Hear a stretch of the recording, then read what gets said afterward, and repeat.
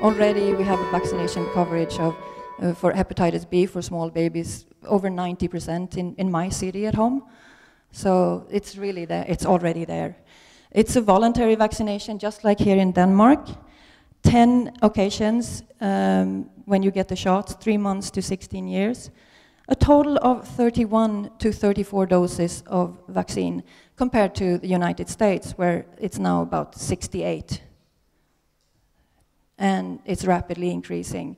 There are people who are saying that we're going to have thousands of vaccines in the future, and that we're going to tolerate this too. I'm not so sure about that. And of course, we have seasonal vaccines, and like influenza or Borrelia, and we have vaccinations for travel. And in Denmark, it looks pretty much the same way. It's very similar. What was interesting that I just learned is in August, the HPV vaccine, it used to be 3 doses they recommended, and it's been decreased to two doses.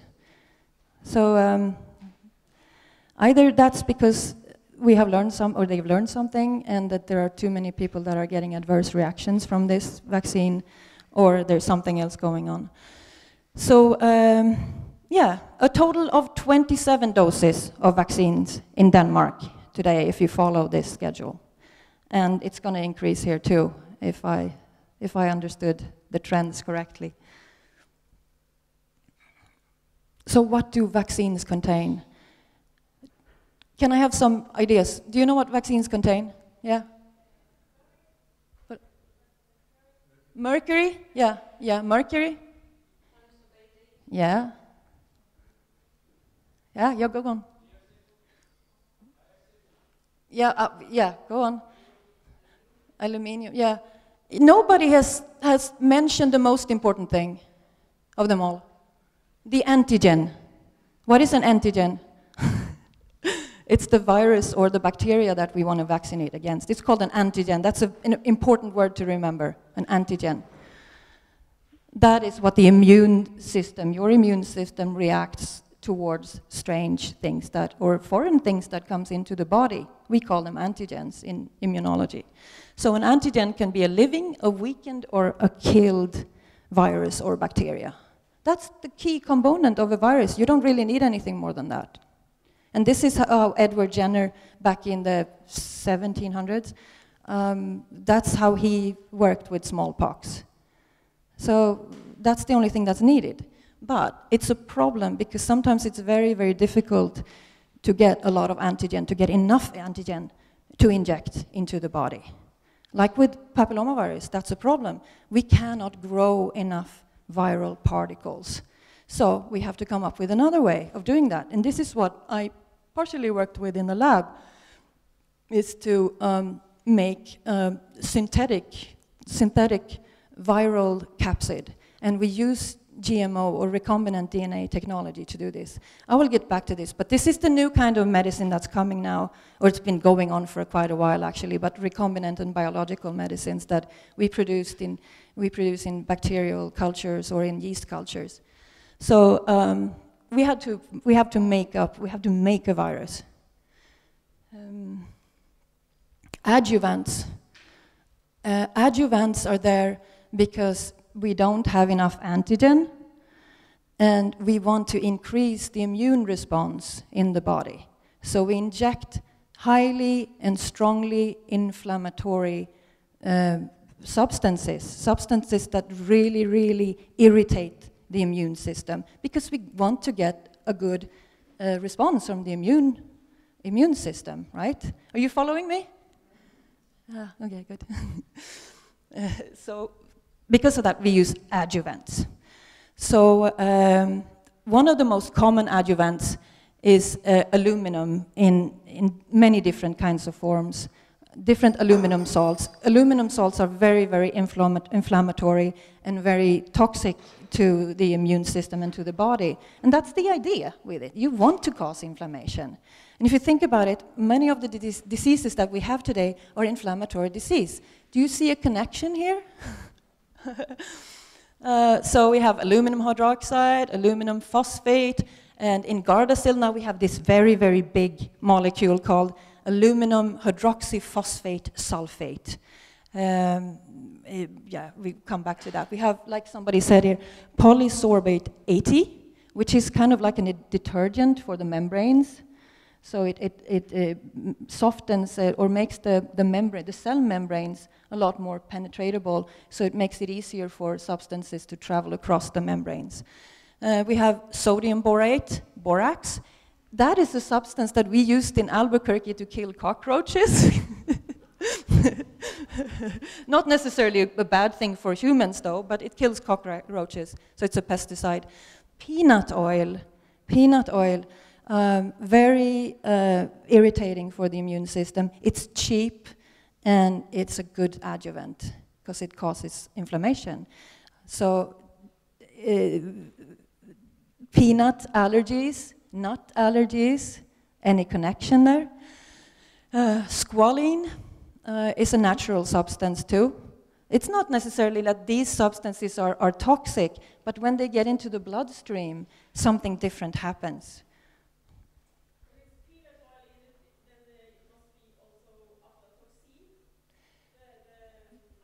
Oh, sure, yeah, that, definitely, yeah, that's another possibility. So, yeah, it goes on and on. So these substances can be natural, but when you put them in the bloodstream where they're not supposed to be, then something different happens, and it can cause autoimmune disease, because it's aimed against something natural. And then there are all kinds of other substances. This is just a very short list. This goes on and on and on and on. But very common is phenoxyethanol, thimerosal, which is mercury. Someone measured that or mentioned that. Formaldehyde. When we used that in the lab, we had double gloves, and we used hoods to work because it's so toxic and carcinogenic. Traces of antibiotics, recombinant DNA, human fetal diploid cells. Do you know what this is? Human, yeah? Yeah. They take aborted human fetuses and put them in a blender and make individual cells of them and grow cell lines. And these are the cell lines that we use to make vaccines with. We grow the virus or whatever, a virus on these cells. So, okay. Yeah. Be careful. Read the list of ingredients. Yeah. Aluminum. It's one of the most common elements on the planet. It's everywhere. It's also one of the most commonly used adjuvants. It's cheap and it causes inflammation. It doesn't have a function in biological systems, and it is a neurotoxin. It also it hampers the body's capacity to eliminate toxic substances. So it makes mercury even more poisonous, and other substances too more poisonous. And it also lowers the effect of one of the most important antioxidants in our body, glutathione. It travels across the blood-brain barrier as well as across the placenta barrier. So if you get a vaccine shot when you're pregnant, your child will also get this, because it travels across. It's linked to, or a causing agent in neurodegenerative diseases like dementia, Alzheimer, speech difficulties, autism, encephalopathy, damages to the blood-brain barrier, and the Asia syndrome, which is autoimmune inflammatory adjuvant-induced symptoms, vaccine-caused injuries. And if you follow the recommended Swedish program today, your child will get about 3.3 to 5 milligrams of aluminum injected in their body before the age of 16, and that's quite a lot of aluminum. And it's getting higher. This is thimerosal. This is what the little container looks like. Says very toxic, and still 5.3 million Swedish people, more than half of our population, got pushed into taking this vaccine in the mass vaccination 2009. It was quite a mess. People were very angry at me because I told them not to, and they said, "You're such an educated person, you should not say these things to people." And the result of them taking this, well, we've seen a lot of problems with mercury, and of course the swine flu vaccination, the biggest problem was narcolepsy, but we will come back to that. But you will see chronic fatigue, allergies, asthma, gastritis, irritable bowel syndrome, autism, encephalitis, learning problems again, the same thing that the CDC said, basically, plus a lot more things, insomnia, panic attacks, schizophrenia, psychosis. So you wonder why. Why would you put one of the most toxic substances in a vaccine and give it to half of our population? I've asked a lot of people this. This vaccine also has been shown later. This is the Pandemrix. I don't think in Denmark it was not as popular as in Sweden. You're a bit more, you think a little bit more than we do. How many got it here, about percentage? No. Sweden was the worst of all, yeah. Yeah. Finland had a big problem too with it. But in any case, it has been shown to contain arsenic and tin and also radioactive uranium substances. And this is something that can be found in vaccines when you start looking closer at them too. Lots of contaminants in them. So the narcolepsy scandal and the swine flu vaccine, Göran Stiernstedt, who's the highest medical authority of Sveriges kommuner and landsting, he said that this is to be likened with the thalidomide catastrophe scandal back in the 50s, the 60s and 70s. So a lot of people have stepped forward, and with regret actually in Sweden. He is very regretful that he didn't say no. And but a lot of people, a lot of doctors don't seem to want to talk about these things. But in Sweden, we have 81 cases of narcolepsy. There are actually more cases, but these are the cases that has been, accepted as real vaccine damage. So they have received 50,000 Swedish crowns for the damage of a whole life. Yeah, no comments really. 79 cases of narcolepsy in Finland. They had 12.7 times higher risk after vaccination. So this is very interesting actually, because on Iceland, they also had a lot of vaccination, but they didn't have narcolepsy like we do. So there are different things going on in different countries. That's a whole other story.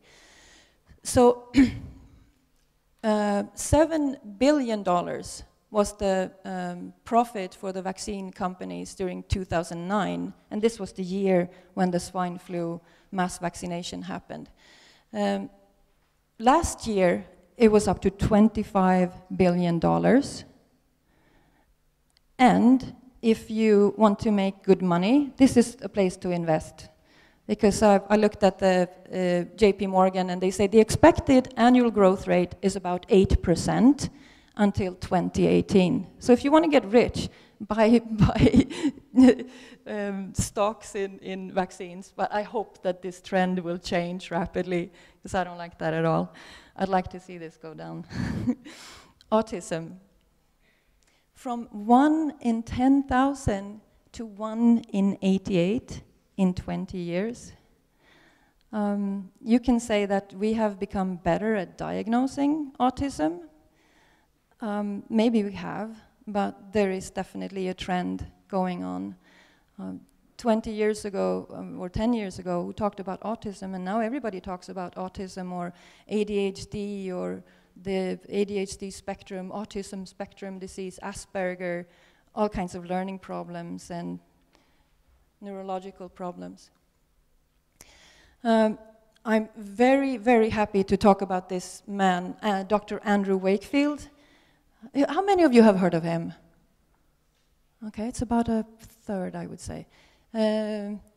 Dr. Andrew Wakefield used to work in England, and he worked with gastritis and problems with the tummy, young children who came in. And he had more and more parents come in and say that after my child got the MPR vaccination, we lost him or her. Just a few days after, we didn't have any contact with our child anymore, and then they just started going into this autism more and more. And so he had 12 families, and he really studied them, and he saw a very, to him, convincing connection between the MMR, the measles, mumps, and rubella, that which you call MFR here in Denmark, that and gastritis, and also autism. And he got in a lot of trouble because of this. And he actually lost his job. He lost his license to be a doctor. And why anyone would do that, just to be a nuisance or whatever, I don't know. I mean, he saw something and he reported it, and it was not popular. So he moved from England because he lost his job there, and he moved to the US, and today he runs a website called, or a group called Autism One. And he works really, really hard to spread information about this. And we have recently finished a film about Dr. Andrew Wakefield, and you can see it on the internet if you go to newsvoice.se, but there's a link there in your handout. This is also really interesting because just last week or a couple of weeks ago, big fraud from the CDC, the Centers for Disease Control, was revealed by a whistleblower that came out, William Thompson, that came out and said, 13 years ago we published a paper about the connection between MMR and autism, and we showed that there was no connection whatsoever. So they have been saying this for all the time, there is no connection. And just last week he came out and said, we faked that. We removed the data that showed that there was a connection. So this is big, big, big stuff happening right now. So do check that movie. It's a pretty interesting thing. In some vaccines, if you read the product resume, they have even listed autism as an adverse effect. I had to look a lot for that, though, but I found it. There's also listed the sudden infant death syndrome in there. We'll come back to that. Why do unvaccinated populations like the Amish have so few autistic children?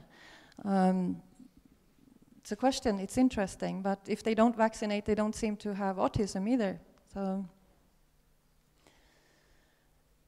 we always hear that vaccines are safe and efficient. Have you heard this? Safe and efficient? Yeah.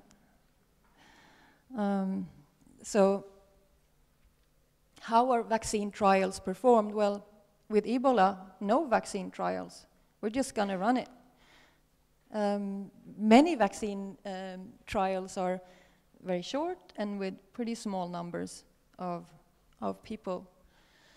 And it's also many times tested on small children who have relatively low amounts of toxins in their system. Last time I said it, somebody said, no, our babies are very toxic when they come in. But I still think that we accumulate more toxins as we get older. What sort of efficiency do we measure? We measure seropositivity, so we measure how strong of an antibody response we get. So we're interested in seeing how many antibodies do we get, the titers. What does that mean really, though? The other thing that is related to this question is, of course, did you get immunity because you got the vaccine? not necessarily. Just because you have a lot more antibodies in your system against some antigen, it doesn't necessarily mean that you're immune against this particular antigen. So the vaccination only means that you inject something. The result is not that interesting, maybe for that particular disease. But the important question is really, did the person actually get healthier from this vaccine? Yes, we got really good antibody count, but the patient died. You know? It's like this with cancer many times too. Yeah, the tumor shrunk, but the patient died in the process. It was a successful treatment because the tumor is gone, but so is the patient. So, sorry. I try to keep this light because it's such a heavy subject, so we have to laugh about these things. I'm not trying to be disrespectful or anything. Tetanus, lockjaw. Many people in my audiences come to me and say, oh, yeah, I'm convinced that MPR is bad and that I don't want the polio thing, I don't want this, but tetanus, it's such a horrible disease. Shouldn't I get the tetanus anyway? And no, you don't need that if you listen to me, but read it for yourself. Bacteria from soil enters via deep, deep wounds or cuts. And tetanus, the bacteria, is anaerobic. It's not only allergic to oxygen, it dies when oxygen comes close to it.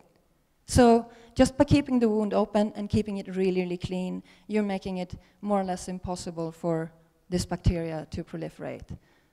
So it's important to understand the difference between aerobic and anaerobic. These guys they die from oxygen. Very convenient, isn't it?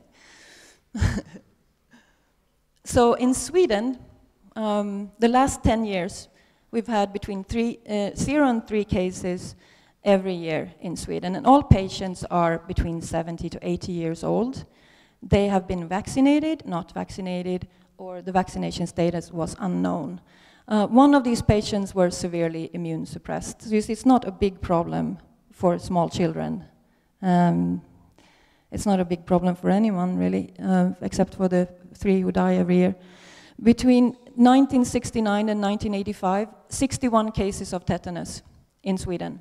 10 of these had been vaccinated right before they got sick. Only 12 of them lacked vaccination against tetanus. Okay, we know that the vaccines cause adverse reactions, side reactions, but they do help us to protect. We know that all of these infectious diseases that we used to have, diphtheria and whatever they called, all of these infectious diseases, that they have been taken away by us using vaccines. That's what we have been taught. That's what I was taught. Vaccines have saved us. So if we look at whooping cough, kikhosta or pertussis, this is what the graph looks like. So you can see the vaccine is introduced here around 1948, and it looks really nice, doesn't it? This is mortality, and the mortality, I don't have the numbers here, but the idea is just to show that vaccine is introduced here, and the mortality rate goes down for pertussis, and it looks really nice. But the only problem is, this is a cut curve. What we saw on the previous slide was only this part. Are you following me here? Yeah, do you see what's going on here? This is mortality, per 100,000 people from 1918 to 1960. So it's very convenient to cut right here and just show this part, where in fact there's something totally different going on from 1918 up to 1948. And this is, you see similar things like this. Polio, a lot of deaths during the 1950s, and then it goes down by itself. Then you introduce a vaccine, and here it looks like it doesn't make a difference, any difference at all in terms of mortality from polio.